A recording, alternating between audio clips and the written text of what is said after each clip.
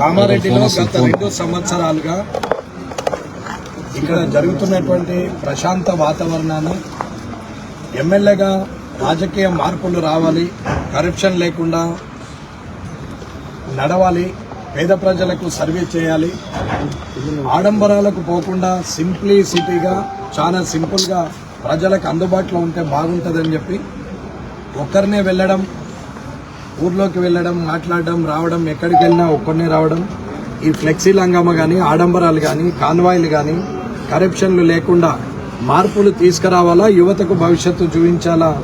రాజకీయం అంటే అది కలెక్షన్ కాదు, కాది అంటే కలెక్షన్ కాదు, అది సర్వీస్ అనేది తెలవాలా. తెలుపుదనానికి చిమ్మము ప్రజలకు సేవ చేయడం అనేది తెలవాలని చెప్పేసి నేను ప్రయత్నం చేస్తూ వస్తుంటే అధికారం ఉంది కదా అనే అహంకారంతో గత 2 సంవత్సరాలుగా ప్రభుత్వ సలహాదారుగా వచ్చిన తర్వాత నుండి ముఖ్యమంత్రి రేవంత్ రెడ్డి గారు ఓటమి చెందిన ఈ ప్రాంతం నుంచి అతనికి ప్రభుత్వ సలహాదారుగా ఇచ్చిన తర్వాత నేనే మొత్తం చేస్తున్నా, ఈ 40 ఏళ్ళు ఏమీ చేయకుండా ఇప్పుడే నేను మొత్తం చేస్తున్నా అన్నంత ఆత్రంతో ఇన్ఛార్జ్ మినిస్టర్లను పెట్టి ఇష్టం ఉన్నట్టు వ్యవహరిస్తూ ఉంటే, క్వాలిటీ లేని వర్క్ చేస్తూ ఉంటే అడ్డుకున్నటువంటి వ్యక్తిని, డబ్బులు ప్రభుత్వం నుంచి అధికారుల ద్వారా నేను రాసిన లెటర్ల ద్వారా వచ్చిన శాంక్షన్స్ని నేను తెప్పించిన అని చెప్పుకుంటూ ఇన్ఛార్జ్ మినిస్టర్ని తీసుకొచ్చుకుంటూ ప్రోటోకాల్ లేదు అని నేను మాట్లాడడం వల్ల అధికారులు వెంట వెళ్ళలేకపోవడం వల్ల ఇన్ఛార్జ్ మినిస్టర్ని పెట్టుకొని రాజకీయం చేస్తున్నటువంటి ఈ షబ్బీర్ అలీ చేస్తూ ఉండని, చూద్దాం ఇంకొక 2 సంవత్సరాలు, ఇంకొక సంవత్సరం వరకు చూద్దాం, ఏమీ ఇబ్బంది లేదు అని చెప్పి ఆలోచిస్తూ కొంచెం ప్రజల పక్షాన చూసాం. కార్యకర్తలు కొట్లాడుకొని ప్రశాంత వాతావరణాన్ని ఇవాళ రాజకీయ రణరంగంగా మార్చడం బాగుండదు, మార్పు కోరుతున్న వ్యక్తిగా ఓర్పు ఉండాలి అనుకొని నేను ఓర్పుతో ఉంటే ఓటమి చెందిన వ్యక్తి ఇక్కడి నుంచి పారిపోయి నిజామాబాద్లో పోటీ చేసి ఓటమి చెంది ఇవాళ మళ్ళీ కామారెడ్డిలో ఉంటూ ఈ రాజకీయం చేస్తున్నటువంటి వ్యక్తి ఆయన. వెంకటరమణారెడ్డి అవినీతిలో కింగ్ అన్నారు. వెంకటరమణారెడ్డికి కౌన్సిలర్ సీట్ ఇచ్చి రాజకీయ రంగప్రవేశం చేసిన అని చెప్తున్నాడు. వెంకటరమణారెడ్డికి జడ్పీటీసీ ఇచ్చి జడ్పీ చైర్మన్ చేసిన అని చెప్తున్నాడు. నువ్వు చేసేది ఏంది నాయన? నువ్వేం చేసేది ఉంది? నువ్వేవాడి అసలు ఇవి చేయనికి? రాష్ట్రంలో కాంగ్రెస్ పార్టీ అధికారంలో ఉన్నప్పుడు రాష్ట్రంలో ముఖ్యమంత్రిగా ఉన్న రాజశేఖర రెడ్డి గారు అప్పుడు కౌన్సిలర్ ఇస్తే నీవే ఓటమి చెందించినావు, నీవే ఆపోజిషన్లో ఉన్నటువంటి బీజేపీ కౌన్సిలర్ ఇప్పుడు ప్రస్తుతం నీ కాంగ్రెస్లో చేరిన కృష్ణమోహన్కు సపోర్ట్ చేసి నన్ను ఓటమికి గురి చేసినటువంటి వ్యక్తివి నీవు. 2006లో మళ్లీ రాజశేఖర రెడ్డి గారు జడ్పీటీసీ తాడవాయికి ఇస్తే అక్కడ సొంత బలంతో గెలిచినటువంటి వ్యక్తిని నేను. కాంగ్రెస్కు 2 కాన్స్టిట్యున్సీల్లో 10 జడ్పీటీసీలు ఉంటే 2 వచ్చినాయి, ఒకటి మాచారెడ్డి, అది కూడా అందరినీ కొనుక్కొని యునానిమస్ చేసుకున్నారు అక్కడ వ్యక్తులు. ఇకపోతే నేను ఒక్కడిని తాడవాయి మండలం నుంచి గెలిచిన, మిగతా అన్ని కూడా టీఆర్ఎస్ టీడీపీ గెలిచింది. అలాంటి పరిస్థితిలో జిల్లా పరిషత్ చైర్మన్గా చేయాల్సిన అవసరం వచ్చినప్పుడు రాజశేఖర రెడ్డి గారు 2008లో టీఆర్ఎస్ అలయన్స్ ఉంటే దాన్ని విడగొట్టి మీరు నో కాన్ఫిడెన్స్ నేను చేస్తా, 23 సంవత్సరాల తర్వాత జిల్లా పరిషత్లో జెండా ఎగరేస్తా అని నేను చెప్పడం జరిగింది. చెప్తే రాజశేఖర రెడ్డి గారు భుజం తట్టి వెన్ను తట్టి ముందుకెళ్ళమని చెప్పారు. ఆయనను నేను రాజకీయ గురువని చెప్పిన ఎన్నోసార్లు ఇప్పుడు కూడా చెప్తున్నాను. నీవు గురువెక్కడివి? నీవు నా ఇంటి ముందట మా నాన్న దగ్గరకు వచ్చి నిలబడ్డోడివి, మా ఇంటి ముందట మామిడి చెట్టు కింద 100 సార్లు నిలబడ్డ నువ్వు చేయలు కట్టుకొని. మా నాన్న 68లో కానీ 78లో కానీ పోటీ చేసినప్పుడు నువ్వు గోడల మీద రాతలు రాసినోడివి. నిన్ను భట్టుపోచయ్య గారు ఆయన తీసుకొచ్చి రాజకీయ అరంగేట్రం చేసిండు, నీకే దిక్కులేదు, నువ్వు నన్ను చేయడం. మా తండ్రి 25 సంవత్సరాల సమితి ప్రెసిడెంట్, నాకు నువ్వు రాజకీయ భిక్ష పెట్టుడు అనేది ఎవడన్నా నమ్ముతాడా? అసలు నీకేమన్నా అర్థం ఉందా? నువ్వు ఎక్కడి నుండి వచ్చినావు? నీ బతికేంది? మాచారెడ్డిలో ఉన్న మాచారెడ్డి ప్రజలకు తెలియదా? ఆఖరికి నువ్వు ఇప్పుడు కట్టినటువంటి ఇల్లు ఏదైతే 5 అంతస్తులుందో దానికి కూడా మున్సిపల్ పర్మిషన్ లేదు. కనీసం ఐదు అంతస్తులున్న ఆ బిల్డింగ్ చుట్టూరా ఫైర్ ఇంజన్ తిరగాల, సెట్ బ్యాక్స్ లేవు. నీ సంగతి ఎవరికి తెలియదు. సరే, నీ గురించి మాట్లాడితే ఇంకా 2 ఏళ్ళు మాట్లాడినా సమయం సరిపోదు.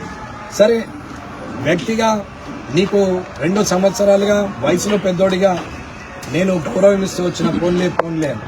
కానీ నీవెంత దూరం ఎగబాకినావంటే రాజకీయ స్వార్థం, అధికారం కోసం ఈ నియోజకవర్గం నా సొంతం, మాకు మా జాగిర్ రాసి ఇచ్చిండు, నేను ఒక రజాకర్ని అన్నట్టు నీవు డ్రామాలు చేస్తూ వచ్చినావు. ముఖ్యమంత్రి రేవంత్ రెడ్డి గారు ఓటమి చెందిన ఈ ప్రాంతంలో నీవు ఆధిపత్యం చేయడానికి ప్రయత్నం చేస్తావు. ఇది ప్రజలు గమనిస్తూనే ఉన్నారు.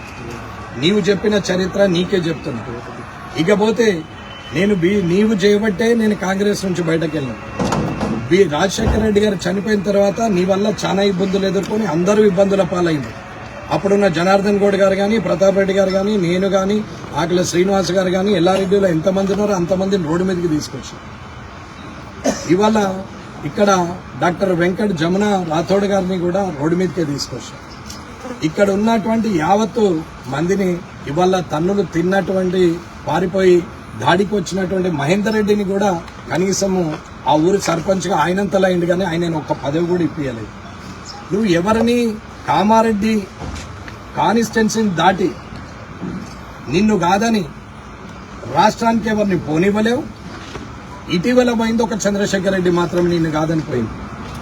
అది తప్ప నువ్వెవరిని కూడా రాష్ట్రంలో ప్రధాన పోస్టులో ఉంచే ఆలోచన పార్టీ పోస్టులో కాదు, ప్రభుత్వం పోస్టులో కూడా ఉంచావు.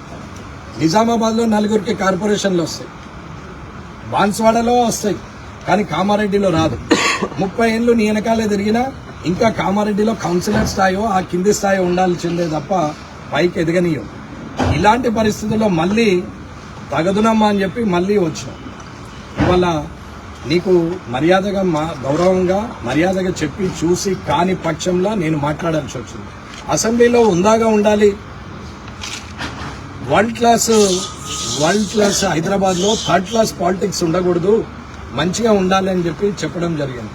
అలాంటి మనిషిని ఇవాళ నేను చిన్న లాస్ట్ అండ్ లీస్ట్ బూత్నే మాట్లాడే పరిస్థితికి వాడు వీడనే పరిస్థితికి తీసుకొచ్చింది నీవు కాదా. ఇవాళ అది అయిపోయిన తర్వాత లేని ఆరోపణలు చేస్తున్నాను. సరే, ఆరోరా కాలేజీలో అయినా, శిశు మందిర్లో అయినా, కామారెడ్డి కాలేజీ భూముల్లో అయినా ఎవరు ఏం చేశారనేది ఇంతకుముందు రంజిత్ మోహన్ గారు చెప్పారు. ఆయన అప్పటి నుంచి వెంటున్నటువంటి వ్యక్తి, స్వయంగా ఆయన సంతకాలతోని ఆయన చూసినటువంటి వ్యక్తి. ఇవాళ ఎవరికి చేశారు, 142 ఎకరాలు ఎవరెవరికి చేశారు అనేది డీటెయిల్ చెప్పారు ఆయన. మిగతా భూమిని కూడా కలెక్టర్ సత్యనారాయణ ఉన్నప్పుడు రామచంద్రారెడ్డి గారు పౌరాపటాన్ని తీసుకొని ఆయన చేసినటువంటి ఇది భూములు. ఈ శిశు మందిరికి కూడా లీజ్ అగ్రిమెంట్ ఇచ్చిరో దాని అమౌంట్ కూడా కాలేజీలో పడుతున్నది, అది అమ్మలేదు. నీకేది దోస్తుంది చిన్నపిల్లలకు చెప్పి తిట్టండి, నోటికి వచ్చినట్టు మాట్లాడరు, వాళ్ళని దో తిప్పుతాం, ఆయన పాయింట్ తిప్పుతాం, మీరు ఏమో చేస్తాం, పలుగొడతాం అంటే ఇవాళ అర్థమైంది కదా అన్న, ఓన్లీ పలుగుతుందా అన్న. ఇది ముహూర్తం, ఇది ఓన్లీ ముహూర్తం, ట్రైలర్. మీకు సినిమా ముందట ఉన్నది. మీరేమో అనుకుంటున్నారు, మర్యాద ఉంటే మర్యాదగానే ఉంటుంది. మర్యాద తప్పితే ఖాళీ ఒక 100 మంది కూడా లేని పరిస్థితులలో ఇలాంటి పరిస్థితి ఎదుర్కొన్నారు మీరు. ఒకవేళ నేను ఎవరూ రావద్దని మెసేజ్ గ్రామాల్లో పెట్టినా కాబట్టి ఎవరు రాలే. ఒకవేళ నేనే రండి అంటే తక్క నీ మనుషులుంటే లెక్క పెట్టేసుకు ఒక 4000 మంది వస్తారు. నీవు అనుకుంటున్నావు ఊర్లలోకి వస్తే ఈపులు పలగొడతాం, చెప్పులతో కొడతాం, నిన్ను గుద్దుతాం, ప్రత్యక్ష దాడికి దిగుతాం, నిన్ను చంపేస్తామని బెదిరిస్తున్నారు కదా. మీరు బెదిరించినందుకు నేను ఎస్పీ గారికి ఆల్రెడీ లెటర్ ఇచ్చిన. నాకు వీళ్ళందరూ ప్రత్యక్ష దాడికి దిగుతామని బెదిరిస్తున్నారు, రేపొద్దున నాకేదైనా జరిగితే మీదే బాధ్యత అని ఎస్పీ గారికి మొన్ననే లెటర్ ఇచ్చిన. నేను అనుమానించినట్టు ఇలా ఆ పనికి పూనుకున్నారు. నేను సందీప్కు ఫోన్ చేసి ఏదైతే నీవు అన్నావో అది ప్రూవ్ చేద్దాం, నీవు రా, ఒకవేళ మా నాన్న తప్పు చేస్తే మా నాన్న ఫోటో తీసుకొని వచ్చి నేనే చెప్పుతో కొడతా, లేదు నేను తప్పు చేస్తే నువ్వే నీ చెప్పుతో నన్ను కొట్టు, లేదు ఇదే తప్పుడు ఆరోపణ చేస్తే ఆరోపణ చేపించినటువంటి వ్యక్తి లేదా నువ్వు ఏ శిక్ష కరువులు నువ్వు అది ఆలోచించుకో, రేపు ఒక్కొనివే రా, నేను ఒక్కొని వేస్తా, ప్రెస్ ఉంటారని చెప్పిన. ప్రెస్లో కూడా ఆఫీసర్లు దానికి సంబంధించిన కాలేజీ భూములలో ఉన్నటువంటి ఆఫీసులకు సంబంధించిన అధికారులను రమ్మని చెప్పినాం. ఎక్కడెక్కడ ఎన్నెన్ని భూములు ఇచ్చినామో ఎవరెవరు అధికారులు ఉన్నారో వాళ్ళందరినీ రమ్మని చెప్పినాం, కానీ కార్యకర్తలను రమ్మని చెప్పలేదు. కానీ మీరేం చేశారు? వేలాదిగా తరలి రండి. దేనికి? నేను ఒక్కనే వస్తాను, నువ్వు రా, ప్రూవ్ చేయని చెప్పినాను. వేలాదిగా తరలి వచ్చి ఏం చేస్తారు అంటే మీరు కొట్టాలా, తన్నాలా, చంపాలని డిసైడ్ అయిపోయారు అనమాట. ఎందుకంత ఇబ్బంది మీకు అంటే మీ అరాచకాలను, ఆగడాలను, మీ కరప్షన్ను అడ్డుకుంటున్నాడు అనేది. దీనికి తోడు మీరు కలిసిందే బీఆర్ఎస్ తో. మీరిద్దరు ఒకటే. నా చేతిలో ఓడిపోయిన ఇద్దరు పార్టీ అధినేతలకు, ఆ అధినేతల పార్టీలను ఒక్క దగ్గరికి కలిపి ఇవాళ మున్సిపల్ ఫామ్ చేశారు బీఆర్ఎస్ అండ్ కాంగ్రెస్ కలిసి. నేను ఆనాడు కూడా ఉత్సాహంగానే అందరితో నవ్వుతూ మాట్లాడే వచ్చాను. ప్రజలు తీర్పిచ్చింది 16 కాబట్టి 16కే ఉన్నాం, ఎవరిని కలుపుకోలేదే. నీకు అక్కసేంటి? అవినీతి జరగనీయనని చెప్పాను తప్ప వేరే విషయం ఏం లేదు. సరే అయింది, ఆ రోజుతో వచ్చినాక ఊరుకోవచ్చు. నీ మనుషులతో కొట్టిస్తా బిట్టిస్తాను. నేను రేపటి నుంచి గ్రామాల్లోకి వస్తా, ఎవడు అడ్డుకుంటాడో చూస్తా. నేను వస్తా, వచ్చేవాళ్ళు వస్తారు. దమ్మున్నోడు ఎవడైనా అడ్డుకోవచ్చు, ఏం పర్వాలేదు. నేను పేపర్ కోసం చెప్పట్లేదు. ఇవాళ నేను ఏదైతే చెప్పినో ఒక్కరు రమ్మని చెప్పినా నేను ఒక్కరినే వస్తున్నా అన్న. నువ్వు వేలాదిగా తరలి రమ్మన్నా నేను రావడానికే సిద్ధంగా ఉన్నా. కానీ నేను పెట్టింది మెసేజ్ 2:42కు పాత్రికేయులకు పెట్టిన, ఫైనల్ మెసేజ్ 3:12కు పంపించిన. ఇది రికార్డుకు టైంతో సహా చెప్తున్నా. దాని తర్వాత మీరు వేలాదిగా రండి అని మీరు మెసేజ్లు పెట్టారు. అయినా నేను సిద్ధంగానే ఉన్నాం. రాత్రి 8 గంటలకు బాన్స్వాడలో గొడవ స్టార్ట్ అయింది. రాత్రి 8 గంటలకు బాన్స్వాడలో గొడవ మొదలైంది. అక్కడ హిందూ ముస్లిం గొడవలు చాలా అయిన తర్వాత ఎస్పీ గారు అక్కడి నుంచే ఫోన్ చేసి మాట్లాడి, మీరు ఇక్కడ ఏమన్నా మాట్లాడగలిగే ఆపిస్తే బాగుంటుందంటే, ల్యాండ్ ఆర్డర్ ఇష్యూ కాబట్టి నేను కూడా అక్కడ ఉన్నటువంటి బీజేపీ వాళ్ళని, హిందువాహిని వాళ్ళను, అన్యక్షేత్రాల వాళ్ళందరితో మాట్లాడి ఏదైతే తప్పు చేసినటువంటి వ్యక్తి ఉన్నాడో ఆ తప్పు చేసిన వ్యక్తిని ఎస్పీ గారు మేము శిక్షిస్తాము, ఈ గొడవను ఆపితే బాగుంటది, ల్యాండ్ ఆర్డర్ ఇష్యూ వస్తున్నది, వేలాది మంది పోలీసులు ఇక్కడికి వచ్చి, వందలాది మంది పోలీసులు వచ్చినాం, వేలాది మంది ప్రజలు వస్తున్నారు, ఇబ్బందులు అవుతుంది అని చెప్తే నేను మాట్లాడాను. ఇక్కడున్న చైతన్యరెడ్డి గారు, ఇక్కడున్న సిఐ నరహరి గారు, అక్కడ ఉన్నటువంటి ఎస్పీ గారు, అందరు అక్కడున్న ఏఎస్పీలు అందరూ ఫోన్ చేస్తే సరే అని మాట్లాడినాం. రాత్రి 12:30 వరకు అది మొత్తం సద్దుమనేటట్టు చేశారు. ఉదయం లేచి నేను వస్తే అక్కడ పోలీసులు, ఇక్కడ పోలీసులు వేలాదిగా తరలిరండి అని మీరు పెట్టిన మెసేజ్లను చూసుకొని నేను బయలుదేరుతుంటే ఇంటి ముందట సుమారు 100 మంది పోలీసులు ఉన్నారు. 7:30కి మీరే 9:30, నేను 10 అన్నా, మీరు 8:30 అన్నారు, మళ్ళా 9:30 అన్నారు. సరే మీకన్నా ముందు నేనే వస్తా అనుకున్నా. ఒక్కడనే బయలుదేరినాం వితౌట్ గన్మెన్స్. కానీ పోలీసులు అడ్డుకున్నారు. ఎస్పీ గారు ఫోన్ చేసి, అన్ని తెలిసిన వ్యక్తులు, మీరంటే గౌరవం ఉంది, మీరు ల్యాండ్ ఆర్డర్ను కాపాడతారు అనుకున్నాం, ఇన్ని రోజులు ప్రశాంతంగా ఉన్న కాన్స్టిట్యున్సీని రణరంగంగా మారుతున్నది, మీరు సహకరిస్తే బాగుంటది. బాన్స్వాడలో సమస్య చాలా జటిలంగా ఉంది, మీకు కూడా తెలుసు. ఇక్కడ 144 సెక్షన్ ఉంది. మళ్ళీ కామారెడ్డిలో అంటే ఈ పోలీస్ ఆ పోలీస్ చాలా సఫర్ అవుతామండి. ఒక్కసారి మీరు ఇల్లు కదలకుంటే మిగతాదంతా మేము చూసుకుంటామంటే సరే మంచిది, పర్వాలేదు. కానీ కలెక్టర్ గారు రెవెన్యూ రికార్డ్స్ని తెప్పించి, ఈసీలు పహానీలు తెప్పించి, ఈ 263 ఎకరాల నర ఎంతైతే భూమి ఉందో ఈ భూమిలో ఒక్క ఇంచు కూడా ఎటన్నా పోతే నేను రాజీనామా చేస్తా, లేదు అంటే కలెక్టర్ గారు ప్రకటించాలి. ఈ భూముల విషయం 30 ఏళ్లుగా బదనాం చేసుకుంటూ తిరుగుతున్నారు నన్ను, మా తండ్రి గారిని.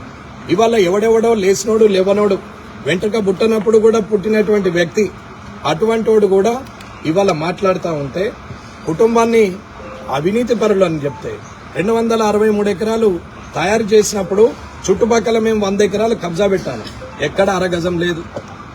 ఇవాళ 263 ఎకరాలు ఒక్క గజం అమ్మితే నిరూపించమంటే నిరూపించరు. కానీ ప్రతిసారి అవినీతి అవినీతి అని అంటాడు. ఇదే దొంగ ఆ రోజు ఇలాగే చేశారు, మళ్ళీ ఈ రోజు అలాగే చేస్తున్నారు. కాబట్టి నిరూపించుకోవాల్సిన బాధ్యత నాది. ఇది నా విషయము, నన్ను అన్నారు కాబట్టి కార్యకర్తలు రావద్దు, ఒక్కరినే వస్తా అని చెప్పడం జరిగింది. నేను వెళ్లితే పోలీసులు ఆపిర్రు కాబట్టి ల్యాండ్ ఆర్డర్ ఇష్యూ ఉందంటే ఇంట్లో ఉన్నా. ఇంట్లో ఉంటే దొంగలాగి ఇంట్లో ఉన్నాడని అంటున్నారు. దొంగ ఎవరో ప్రజలకు తెలుసు, దొరెవడో ప్రజలకు తెలుసు. ఎవడు ఎవరికి సాయం చేసిండు, ఎవడు అమ్ముకున్నాడు, ఎవడు సంపాదించుకున్నాడు, ఎవడు ఎంతటి నీతిమంతుడో. ఇవాళ నువ్వు కట్టిన ఇల్లును చూస్తే దానికి పర్మిషన్ లేదంటే, నువ్వు కనీసం బెటర్మెంట్ కట్టలేవంటే, పర్మిషన్ లేని ఇల్లు కట్టినవంటే నువ్వెంత నిజాయితీ పరుడువో అందరికీ తెలుస్తుంది. కింది వాళ్ళతో ఏదేదో మాట్లాడిచ్చి చెప్పి ఇష్టం ఉన్నట్టు మాట్లాడిస్తున్నావు. సరే, మాట్లాడిన వాడికి భవిష్యత్తే సమాధానం చెప్తుంది, కానీ నీకు నేనే సమాధానం చెప్తా. నీవు అనుకుంటున్నావు నేను మొన్న ఆరోపించిన నీ కొడుకు రేప్ కేసు నుంచి మొదలు పెడితే నేను ఆరోపించిన ప్రతి ఒక్కటి కూడా నేను సాక్ష్యంతోనే మాట్లాడు. ఊరుకునే ప్రసక్తే లేదు. మీ ఇయ్యంపుడు ఏకేకాని కావచ్చు, మీకు పోలీస్ సపోర్ట్ ఉండొచ్చు, ఇవాళ అధికారంలో కాంగ్రెస్ ఉండొచ్చు, ముఖ్యమంత్రి రేవంత్ రెడ్డి మీకు మద్దతు ఉండొచ్చు. ముఖ్యమంత్రి గారికే చెప్తున్నా, ఇలాంటి దాడులు ప్రత్యక్షంగా చేసి రేపటి నుంచి నా మీద ఈగ వాలినా గీత పడినా అది కాంగ్రెస్ ప్రభుత్వందే, అది ముఖ్యమంత్రిదే బాధ్యత అని చెప్తున్నాం. ఇక్కడున్న పోలీసులకు గాని ఇప్పటి వరకు గౌరవించిన పోలీసులకు కూడా చెప్తున్నాం, రేపటి నుంచి నేను ఖచ్చితంగా గ్రామాల్లో తిరుగుతా, నేను పోతా, ఎవడు అడ్డం వస్తాడో నేను కూడా చూస్తా. ఎటువంటిది జరిగినా దాని బాధ్యత ప్రభుత్వమే తీసుకోవాలా. నేనేం భయపడే వ్యక్తిని కాదు. నేనున్నది భారతీయ జనతా పార్టీలో నీతి నిజాయితీగా ఉండి ప్రజల పక్షాన పోరాడే వ్యక్తిని. నా వెనకాల నా పార్టీ అధినేతలు వీళ్ళందరూ ఉన్నారు. మోడీ గారు, అమిత్ షా గారు, వీరందరూ కూడా ఉన్నారు. నిజాయితీతో ఉండే వ్యక్తులము గాని మేము అవినీతి పరులం కాదు, భయపడే వ్యక్తులు గారు. భారతీయ జనతా పార్టీ కార్యకర్త నీలాగా పెయిడ్ వర్కర్లు కాదు. వాళ్ళు వర్క్ దేశం కోసం, ధర్మం కోసం పనిచేసేవాళ్ళు. అందుకే ఇవాళ నీ కారు బోల్తా పడ్డది. రేపు పొద్దున మీ ప్రభుత్వం కూడా బోల్తా పడుతుందని చెప్తున్నాం. షబ్బీర్ అలీ గారు, మీరు ఏమన్నా అనుకోండి, ఖచ్చితంగా రేపటి నుంచి ఇంకా యుద్ధ వాతావరణం ఇడిచే ప్రసక్తే లేదు. అడుగు అడుగున ఏ ఇన్ఛార్జ్ మినిస్టర్ వస్తారో ఎవరు వస్తారో రానివ్వండి, ప్రభుత్వానికి కూడా నేను ఛాలెంజ్ చేస్తున్నా. ఇదే నీ ప్రజాపాలన అయితే రేవంత్ రెడ్డి గారు, ఇది నీకు సమాధానమే చెప్పే ఆస్కారం కామారెడ్డి నుంచే మొదలవుతుంది. ఇది మంచా చెడుకు దారి తీస్తుందా, మంచికి దారి తీస్తుందా అనేది నీ పార్టీ భవిష్యత్తే నీకు తెలియజేస్తుంది. కాబట్టి ఖబర్దార్ అని చెప్తున్నాను. నేనేమీ బెదిరించట్లేదు. ముఖ్యమంత్రి గారికి డైరెక్ట్ గా చెప్తున్నాను, ఓటమి చెందిన మీరు వచ్చి కామారెడ్డిలో ఎలాంటి కార్యక్రమం చేసినా నేను ఆహ్వానం పలుకుతా. ఎందుకంటే మీరు ముఖ్యమంత్రిగా ఉన్నారు, ఇక్కడ ఓటమి చెందిన కాబట్టి. ఓటమి చెందిన వ్యక్తి కన్నా మీరు ఇవాళ ముఖ్యమంత్రి స్థానంలో ఉన్నారు కాబట్టి మీకు నేను మర్యాద ఇస్తా. మీరు వస్తే చేస్తా. కానీ 9 సార్లు టికెట్ ఇస్తే 7 సార్లు ఓడిపోయిన వ్యక్తి, ఏడ నిలబెట్టినా గానీ గెలవలేని వ్యక్తి, కనీసము ఇవాళ ఒక 100 కోట్లనే ఈ సంవత్సరంలో సంపాదించినటువంటి అత్యంత నీచంగా, అత్యంత కరప్షన్ చేసే, అతి డబ్బుల లాలుచున్నటువంటి ఆ వ్యక్తిని ఇవాళ కామారెడ్డి మీద మీరు వదులుతా అంటే ఊరుకునే ప్రసక్తే లేదు. నిర్ణయం మీది. మీ నిర్ణయాన్ని బట్టే నా నిర్ణయం ఉంటది. ఇది మీకు నాకే యుద్ధం అనుకుంటున్నా. నడమల పారిపోయిన వ్యక్తితో నాకు యుద్ధం లేదు. కాబట్టి రేవంత్ రెడ్డి గారు, మీరు ఆలోచించుకోండి. ఇంతకు ముందే నేను మిమ్మల్ని కలిసి చెప్పిన, సీఎంఆర్ఎఫ్ గురించి మాట్లాడినప్పుడే ఈ వ్యక్తి గురించి మీకు డీటెయిల్డ్ గా చెప్పిన. మీరు మాట్లాడిరు, విన్నరు, ఊరుకున్నారు. తిరిగి నేను సంవత్సరంన్నర ఓపిక పట్టిన, కానీ ఇక ఓపిక పట్టే ప్రసక్తే లేదు. కాబట్టి మీరే ఆలోచించుకొని నిర్ణయం తీసుకోవాలని తెలియజేస్తున్నా. జై హింద్, జై భారత్.